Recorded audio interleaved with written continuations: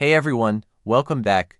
In this tutorial, I will show you how to use ManyChat's smart delays to create more engaging conversations in 2025 without needing a premium plan.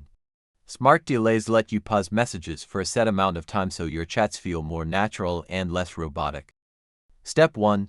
Log into your ManyChat account and go to Automation.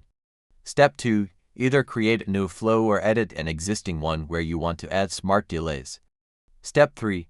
Click at Step and choose Smart Delay. Here you can set how long ManyChat should wait before sending the next message. Step 4. Use short delays like 2 to 5 seconds when you want the bot to simulate typing and feel human. For example, after asking a question, insert a short delay before showing options. Step 5.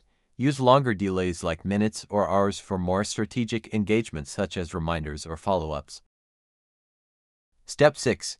Mix smart delays with conditions and tags. This way your bot can wait, then send personalized follow-ups based on what the user did earlier. Step 7.